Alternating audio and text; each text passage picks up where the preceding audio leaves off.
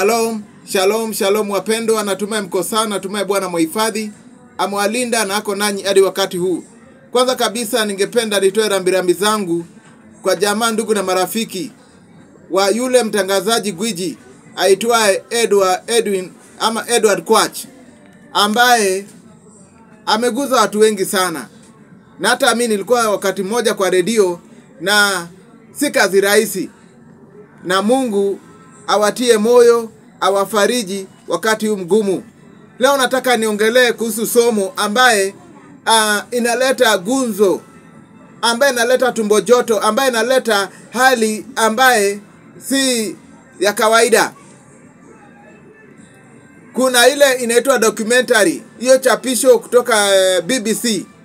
Ilikuwa inatokea matukio ya ile wale vijana wa Gen Z, wakati ambapo waleta rapsha na wakaleta shida pale bungeni. Na kuna vitu ambayo imefichika pale. Kuna mambo ambaye imeangaziwa na inahuzunisha sana. Vijana ambao walikufa kwa hali tatanishi, hali ambaye ingeweza kuepukika. Inaleta ile niseme kwamba inachokoa zile makovu. Ile kidonda ambayo imepona ya yale mauaji. Na yote ni kwa ajili ya mambo ya ushuru. Bajeti itasomwa mwezi ujao, mwezi wa Juni, na itakuwa inaangazia mambo ya ushuru. Na tayari tunaambiwa mara bidhaa muhimu, mara unga, mara mafuta, mara stima, mara nini, bei yao inapanda. Haya yote ni kwa ajili ya ushuru. Na hii mambo ya ushuru ilikuwa pia ni shida wakati wa Yesu. Ilikuwa pia ni shida, maana walikuwa chini ya utawala ya Warumi. Na Warumi walikuwa na watoza ushuru nyingi sana, na walikuwa wanaumia sana. Walikuwa wanatoa kwa jasho, walikuwa wanatoa ushuru kwa hali ambao moyo wao hujatulia. Kwa hivyo nataka tuangalie ushuru, mambo ya kodi. Biblia, mtazamo wa Biblia kuhusu ushuru. Maana hii ni kitu ambacho wana wa Israeli walikuwa wanahangaika sana, hii masala ya ushuru. Kwa hivyo tuende moja kwa moja kitabu cha Mathayo sura 22 mstari ule wa 15 hadi 22. Mathayo sura 12:5, sura ya 22 mstari ule wa 15 hadi 22. Maandiko yasema hivi: kisha Mafarisayo wakaenda zao, wakashauri jinsi ya kumnasa Yesu kwa maneno yake. 16. Basi wakawatuma wafuasi wao pamoja na wafuasi wa kikundi cha Herode. Wakamuuliza, "Mwalimu, tunajua kwamba wewe ni mtu mwaminifu na kwamba wafundisha njia ya Mungu kwa uaminifu. Hamuogopi mtu yoyote, maana cheo cha mtu si kitu kwao. Haya, tuambie maoni yako. Je, ni halali au la kulipa kodi kwa Kaisari?" 18. Lakini Yesu alitambua uovu wao, akawaambia, "Enyi wanafiki, mbona mnanijaribu? Nionyesheni fedha ya kulipa kodi." Nao akamtolea sarafu ya fedha. 20. Basi Yesu akawauliza, "Sura na chapa hii ni ya nani?" Wakamjibu, "Ni ya Kaisari." Hapo Yesu akawaambia, "Basi ya Kaisari mpe Kaisari, na ya Mungu mpe Mungu." Waliposikia hivyo wakashangaa, wakamwacha wakaenda zao. Mambo ya kodi ilikuwa tatizo sana. Mambo ya kodi ilikuwa karibu na moyo ya watu. Unajua kama kuna kitu ambacho ni kigumu kwa kutoa kwa mtu ni fedha. Hakuna mtu analipaga pesa akitabasamu. Maana kuna ile uzito ya kulipa kodi. Kwa hivyo pia wakati wa Yesu ilikuwa ni shida. Ndio maana wale watu wakakaa pembeni, wakajiuliza, ni nini kile ambacho tutamwezea Yesu? Mada gani ambaye inaguza kila mmoja? Wakamwendea na swali, wakamuuliza, "Mwalimu, tunajua unafunza mema, tunajua umetumwa na Mungu. Kwa hivyo tuambie mambo haya.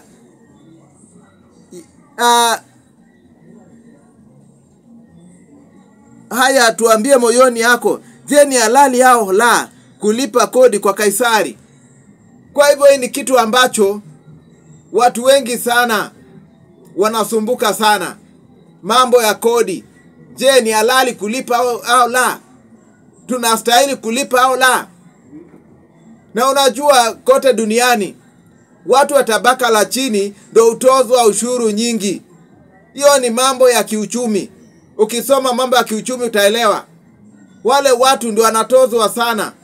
Wale watu ambao ni matajiri, wale watu ambao wako na viwanda, wale watu ambao wamestahimili, wale watu ambao wamestawi, utagundua wengine wanafanya ile inaitwa tax evasion, wanaepuka kulipa kodi.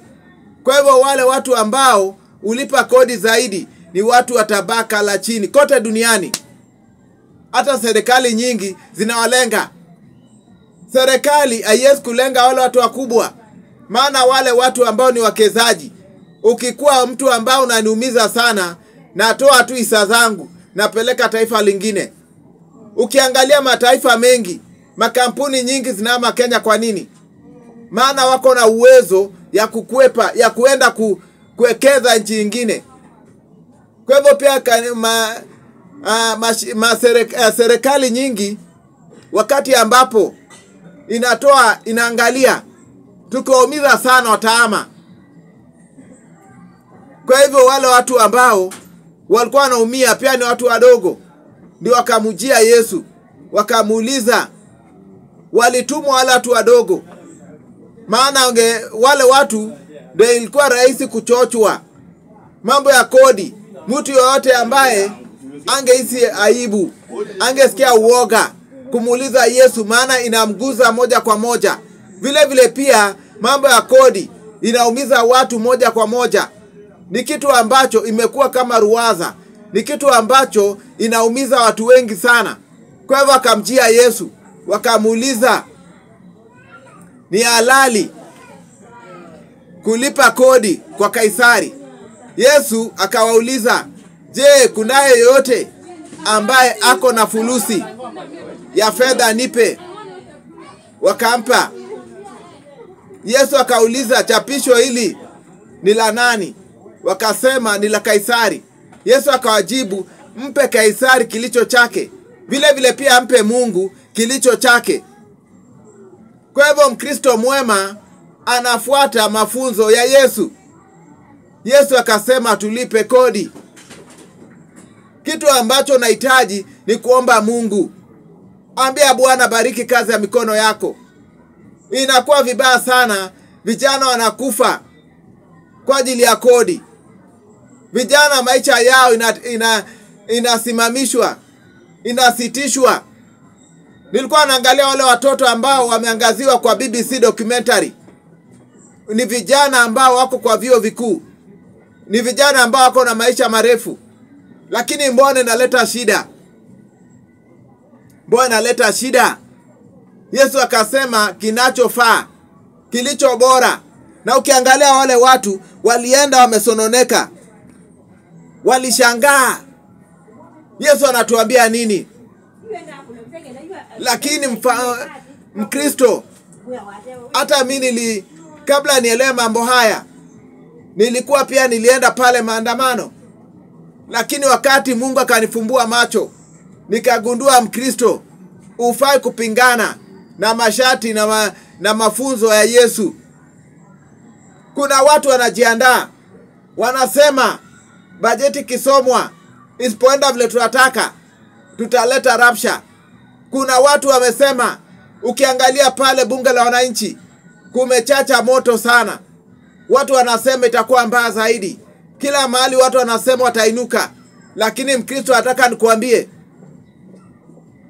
Biblia iko wazi. Tumwaminie Bwana. Tumwaminie Bwana. Maana wakati ambapo unakiuka, wakati ambapo unapinga mipango ya Mungu, unapinga Mungu. Maana utawala wote unatoka kwa Bwana. Na wacha nikuambie, kitabu cha Mhubiri 5:9, maandiko yanasema hata mfalme anategemea mazao.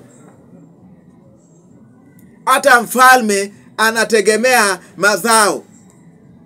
Mfalme wa Uingereza, mfalme wa Ubelgiji, mfalme wa Warumi, mfalme wa mahali popote, hata Marekani, Uingereza, Ufaransa, wote wanategemea mazao. Na mazao ni nini? Mazao ni ile mapato yako ambao unatozwa, ambao unampa serikali kutekeleza wajibu wake. Hii ilikuwa kwa mambo ya Biblia. Na unajiita Mkristo na wewe ni wa kwanza kupinga. Unajiita Mkristo na wewe ni wa kwanza kuleta rabsha. Silipi. Wewe ambia Bwana, bariki kazi ya mikono yangu. Hiyo ndio wajibu wako. Hiyo ndio wajibu wako. Nimeona vile watoto wenyewe, wazazi wanalia, wanazika watoto wao. Kazi yako si kupinga. Kazi yako ni kumlilia Bwana.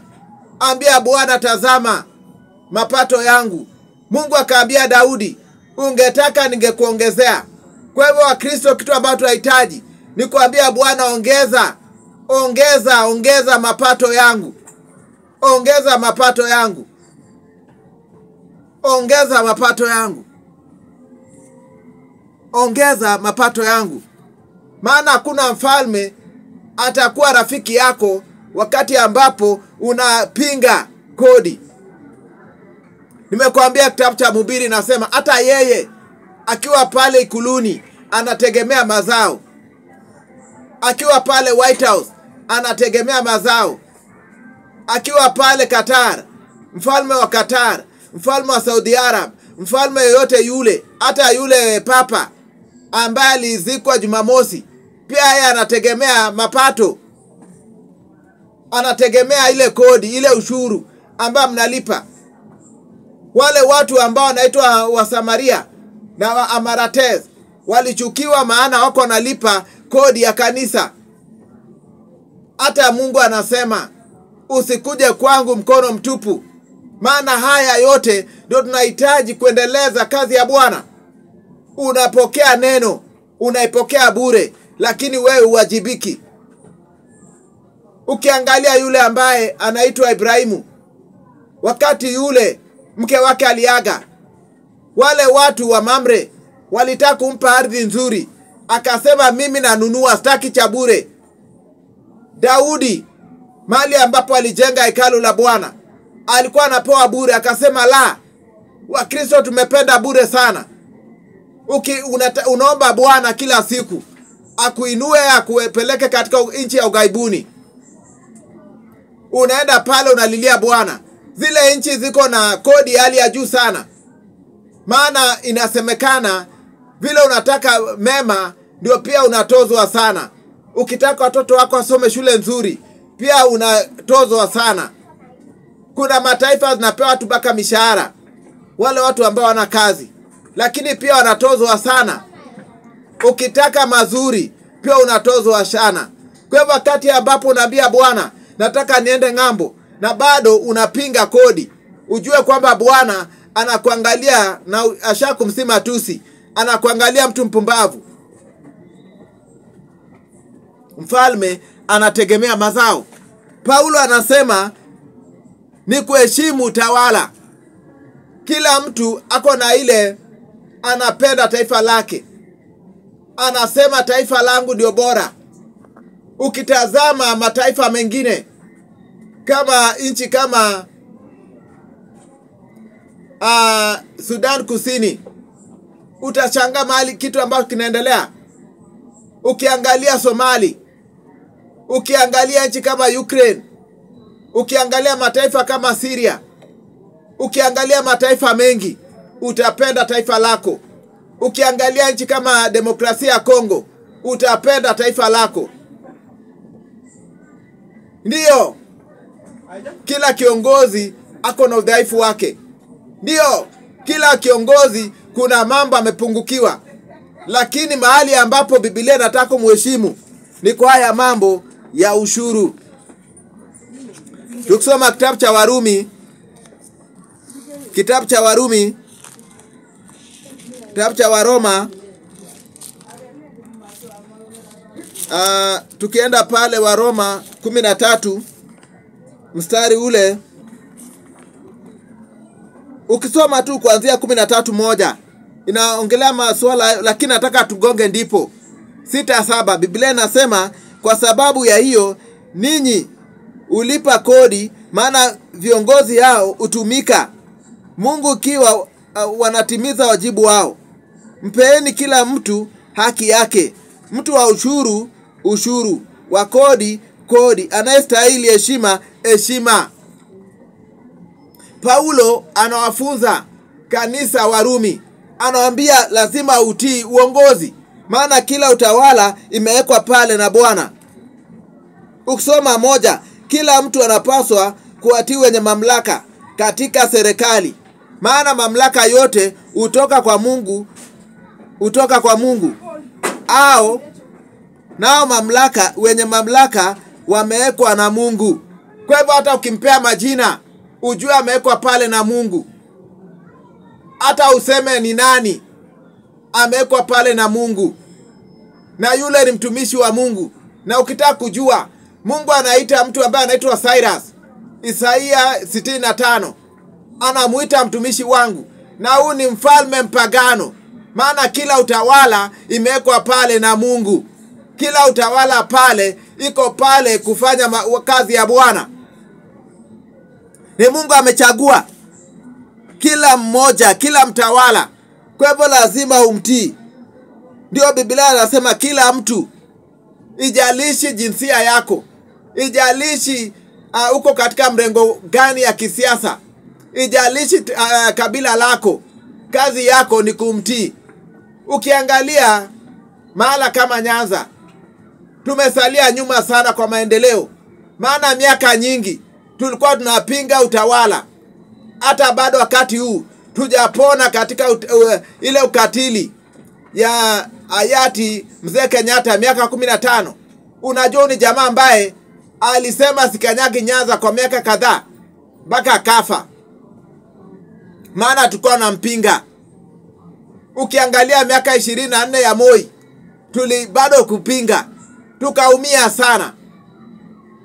Na unapata maendeleo tumesalia nyuma sana, umaskini iko pale sana, maana tulikuwa tunaenda kinyume na maandiko.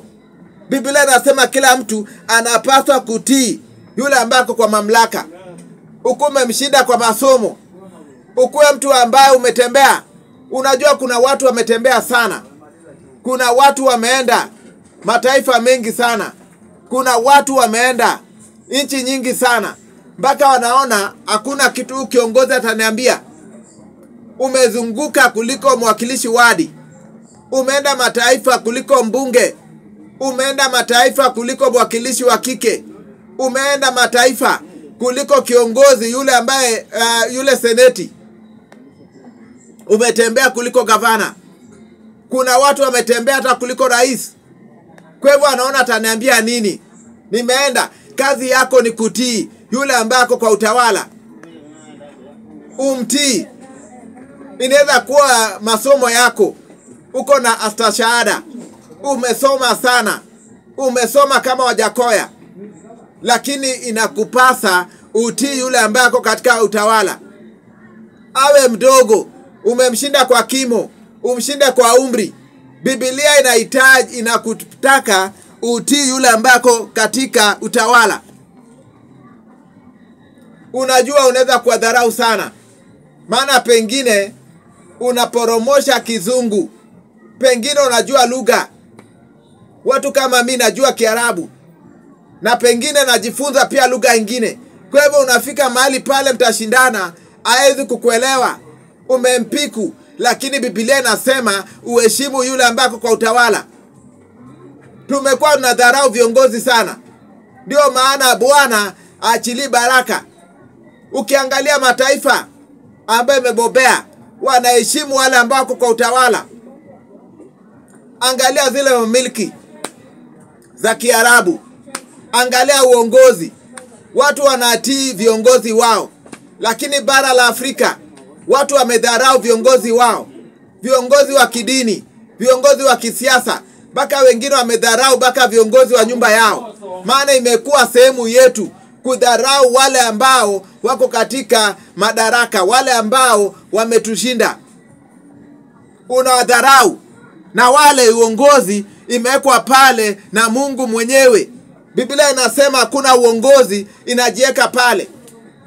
Si ati ni ujanja wao, si tajiriba yao. Maana Bwana, maandiko yanasema kitabu cha Danieli, Bwana anaweka viongozi na Bwana anawatoa. Kwa hivyo wapendwa, ningependa tujue Mungu anataka tuheshimu viongozi. Niligundua hiyo siri ya kuheshimu viongozi. Hata akuwe ni mdogo vipi, heshimu yeye.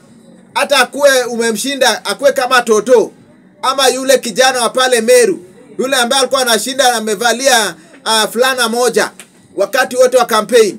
Hata yeye wakati ambapo amechukua ile kiapo cha uongozi, unastahili umheshimu. Heshimu kiongozi. Heshimu kiongozi. Na Biblia anasema mpe anacho stahili. Mpe Kaisari kinacho mstahili. Na pia mpe Mungu. Watu wananyima hata Mungu, maana wajazoea kumpa binadamu. Inakuwa vigumu kumpa Mungu. Inakuwa vigumu kuchangia kazi ya Bwana, maana wajazoea. Imekuwa sehemu yao.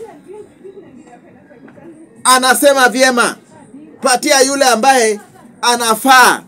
Mpeni kila mtu haki yake. Patia Zakayo haki yake. Patia Zakayo haki yake. Maana ndio Biblia. Biblia si ati ile kitu ambayo tunapenda tu. Saa zingine tunafuata pia mambo ambayo inatukwaza, mambo ambayo inatufinyilia, lakini kwa maandiko tunafuatilia. Unajua Biblia inasema wakati wa mwisho watu watachagua viongozi wao ambao wanawaambia mambo ambao wanataka tu kusikia.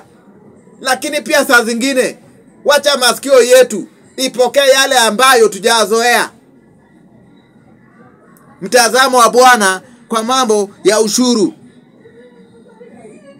Kwa sababu ya hiyo nyinyi ulipa kodi, maana Biblia inatambua. Fanya chako. Biblia inajua hii ni kitu ambayo inafaa ujue. Mbona ukufe? Maana unapinga maandiko. Mbona ukufe? Maana unapinga maandiko. Unaenda pale unapinga maandiko. Maana umesoma tu pale, umepata shahada moja, unajiona. Heshimu maandiko na utaenda mbali. Heshimu maandiko na utafaulu. Kwa sababu hiyo nyinyi ulipa kodi, maana viongozi hao utumikia Mungu. Kwa hivyo kiongozi anatumikia Mungu. Ni Mungu pale anampa hekima. Ni Mungu anampa uzima.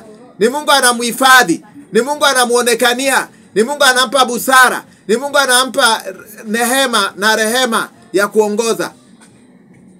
Kwa hivyo ule kiongozi unamuona pale. Ndio maana Daudi akatambua mambo haya. Akasema siwezi kuguza mpaka wa mafuta wa Mungu. Huyo kiongozi ni mpaka wa mafuta wa Mungu. Ni Bwana amemteua. Ndio maana Daudi akasema simwekelei mkono yule mpaka wa mafuta wa Mungu. Kwanza wakati huu inafaa ujitahadharishe sana. Maana wale wazee wetu wa kidini walimpaka mafuta katika uga ya Kasarani. Kwa hivyo inahitaji uwe mwangalifu sana. Usipingane na Bwana. Mungu akaambia Gamaliel, akaambia wale viongozi wa kidini Wayahudi, kuna vile unaweza kuwa unafikiria unapigana na mtu, lakini unapingana na Bwana na uwezi kutoboa. Mpeni kila mmoja haki yake. Mpeni kila mmoja haki yake. Mtu wa ushuru, wa kodi, anastahili heshima. Na napenda hii. Biblia ikirudia mambo mara mbili mkazo fulani. Kwa hivyo wapendwa, tutoe hiyo dhana kwamba tunaweza kuishi bila ushuru. Tutoe hiyo fikra kwamba tunaweza kukwepa. Kama we ni mtu mdogo, hauwezi kukwepa. Kama we ni mtu wa tabaka la chini, nataka tu niandae mawazo yako, hauwezi kukwepa. Wale watu ambao wanakwepa ushuru ni watu ambao ni matajiri. Ni watu wadogo ndio wanalengwa. Kwa hivyo nataka nikuandae mpendwa, ujue yale ambayo Bwana anatarajia kutoka kwako. Biblia inasema heshima adabu, heshima. Ukifanya hivyo utastahili heshima. Mpe heshima yake. Mbona ufe kabla wakati wako kwa ajili ya kiburi, kwa ajili ya kukaidi amri? Bajeti tasomwa, ndio isomwe, imesomwa nyingi, lakini Bwana ako na watu wake. Ninaandaa somo, Bwana atakuchekesha hivi karibuni. Inaweza kuwa ni magumu, lakini Bwana atakuchekesha. Wakati waliongeza ushuru, bado tulikuwa tunakula, tulikuwa tunasomesha, tulikuwa tunafanya tunatekeleza wajibu. Kwa hivyo chako ni kumtegemea Bwana. Fanya kazi yako, tegemea Bwana. Mambo yakiwa magumu, mtegemee Bwana. Mambo ikiporomoka, unajua wakati huu tumepoteza hata idadi ya mashirika na kampuni ambao zimetoka Kenya, ambao zimefunga biashara. Tunajua hata stesheni za redio, tunajua hata za televisheni. Tunajua mambo si mazuri, uchumi na dorora. Lakini nataka nikuambie, kama ni wakati ya kumtegemea Bwana ni wakati huu. Kama ni wakati wa kumlilia Bwana ni wakati huu. Kama ni wakati wa kutafuta Mungu ni wakati huu. Inafaa ukisikia, nimesoma leo gazeti, na ukiangalia ni mambo ambayo inavunja moyo sana. Kwa hivyo wapendwa, si wakati ya kutikizika, ni wakati ya kumlilia Bwana. Na Bwana atainuka, na Bwana atakupigania. Usisononeke maana ya mambo ya ushuru. Usivunjike moyo maana mambo ya ushuru. Usijiunge katika mambo ya maandamano kwa ajili ya ushuru. Serikali haicheki na mtu, maana mfalme anategemea mazao. Kwa hivyo ukimzuia atapita nawe, maana anategemea mazao, anategemea ushuru. Na Biblia tuambia kwamba tulipe kodi kwa yule ambaye anastahili kodi, ushuru kwa yule ambaye, na pia heshima kwa yule ambaye. Wewe mtegemee Bwana. Mataifa mengine watu wanatozwa sana, lakini wanaendelea na wanatuma kidogo nyumbani. Mtegemee Bwana. Nilipata hii ufunuo. Mtegemee Bwana. Hakuna haja wende uangaziwe kwa wale ambao katika ulimwengu ya wafu, maana ulikuwa unapinga mashati ya Bwana. Hauwezi kupinga Yesu na ufaulu. Hauwezi kupinga maandiko na ufaulu. Kama kuna kanisa ambaye inapinga kodi, ambaye inapinga ushuru, jua hiyo ni kanisa ya shetani. Maana kanisa ya Kristo inafuata Kristo. Inafuata mafunzo ya Kristo. Inafuata Biblia. Na Biblia inatuambia mpe Kaisari kilicho chake, na mpe Bwana kilicho chake. Wengi wenu mmenyima Bwana sana. Mmenyima Bwana haki yake. Mnapatia watu wengine haki yao, na unanyima Bwana haki yake. Yesu akasema Kaisari na ukumbuke Bwana. Hii kazi tunafanya ni ya Bwana. Kwa hivyo Bwana anatarajia wewe usimame na hii kazi ili watu wabarikiwe. Watu wabarikiwe. Ukiangalia taifa la Zambia, watu wanafunga makanisa, maana kuna watu wamekosa kumpa Bwana kilicho chake. Watu wanaacha kazi ya Mungu. Watu wanaumia sana kazi ya Bwana, maana kuna mtu amemnyima Bwana haki yake. Na unalia Bwana nibariki. Miaka nenda miaka rudi, utazunguka makanisa, maana tatizo ni moja. unanyima Bwana kilicho chake. Yesu akasema mpe Kaisari chake na mpe Bwana yake. Lakini umezoea kumnyima. Unanyima Bwana. Unanyima Bwana. Unapokea ujumbe hata ugaramiki na unasema aendelee. Mtu akifunga utaanza kusema mbona alifunga? Mbona kuna mahali nilikuwa kabla nikuja hapa. Unasikia watu nikipita hata leo. Watu ulienda wapi? Ulikuwa unatubariki, lakini wewe unanyima Mungu kilicho chake. Na unataka baraka zake. Unataka kuinuliwa. Unataka kubarikiwa na ugaramiki.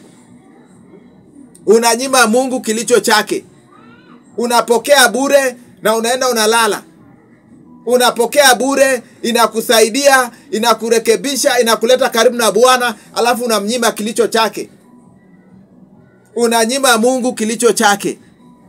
Yesu akasema mpe Kaisari chake na mpe Mungu yake. Kwa hivyo wewe kama unapokeaga neno la Bwana, wacha nikuonyeshe. Biblia inasema usikuje kwa nyumba ya Mungu mkono mtupu. Unajua tunakuwa mara nyingi tunaongea injili, unasema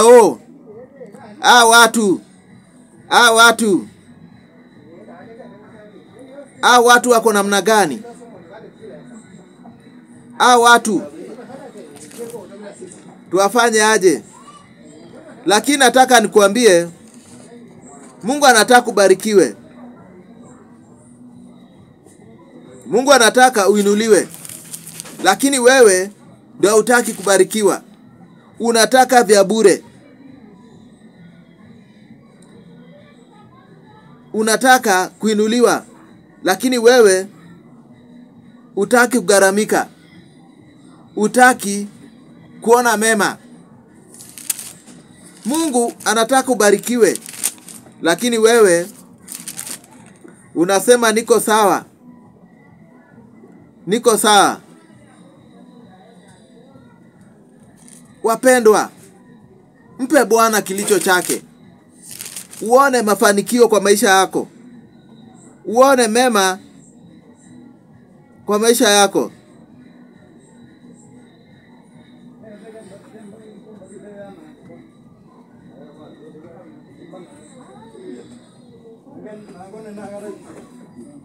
Mungu anasema Kumbukumbu la Torati 8:18. Remember that it is the Lord your God who gives you power to become rich. He does this because he is still faithful today to the covenant that he made with your ancestors. Kwa hivyo ni Bwana anakupa hiyo uwezo ya kujenga mali. Ni Bwana anakupa hiyo uwezo ya kukua mtu wa maana. Ni Bwana anakupa hiyo uwezo ya kutambulika. Ni Bwana anakupa hiyo uwezo ya kukua mtu wa faida. Ni Bwana anakupa, lakini wewe unamnyima kilicho chake.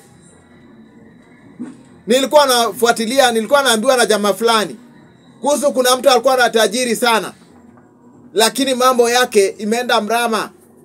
Maana hiyo yote inakuwa ubatili. Chochote unacho bila Bwana ni ubatili. Kama ni nyumba umejenga lakini hautambui Bwana, ni ubatili. Kama ni magari za kifahari, mimi nimeona mtu ambaye alikuwa na kampuni na matrela na manini, lakini kila kitu bila Bwana.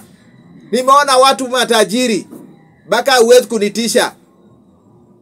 Nimeona watu ambao walikuwa na usemi, wakati huu wanakuomba 200. Nimeona watu walikuwa mbali, lakini wakutambua Bwana.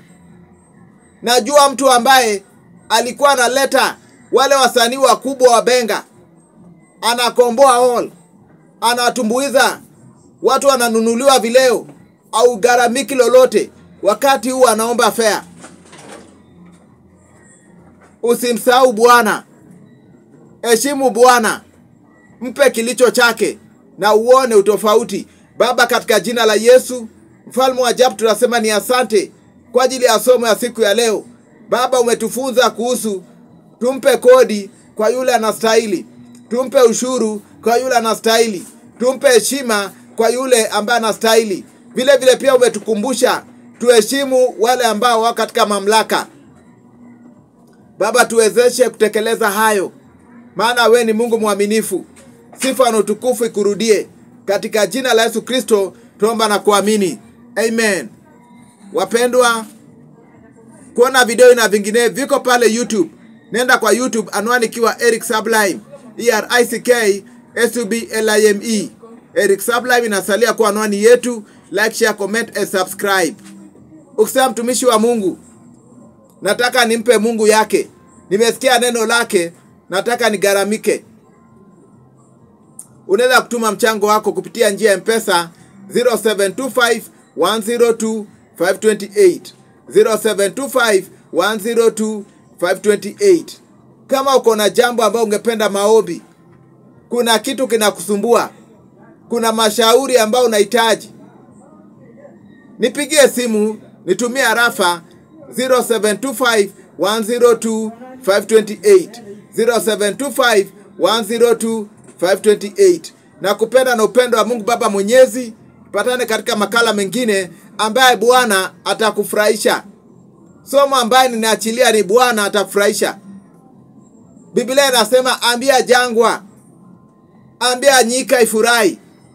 Biblia imaanishi ni nyika ya ile physical desert or physical wilderness. Inaongelea mtu ambaye amefinyika. Inasema waambiwa watafurahi, watapiga makofi. Hiyo ndio somo Bwana anaweka moyoni mwangu, na niwezeshe kueneza injili kwa kusimama na huduma. Huduma inakuwa nzito kama ni ya mtu peke yake. Ndio maana unapata si kila siku unapeperusha, maana kuna uzito fulani ya kifedha. Niwezeshe bila unawezesha wale watu wa kidunia. Unajua wale ambao wale ma-TikTokers, ni pesa yako inawapea nguvu. Wale watu ambao unawashabikia, ni pesa yako inawapea nguvu. Lakini pia watu wa Mungu watie nguvu, waeneze injili, uone utofauti. Kuna vitu hautang'ang'ana, maana Bwana atakusaidia. Kuna vita utapigana, Bwana atakupigania. Maana wewe unasimama na kazi ya Bwana, unakuwa mshirika wa Bwana, unaheshimu Bwana, anakuheshimisha. Kitabu cha Kutoka 14:14. Bwana anasema nitawapigania vita. Wacha Bwana kupiganie vita. Mungu akubariki, akuhifadhi hadi wakati mwingine. Masalam.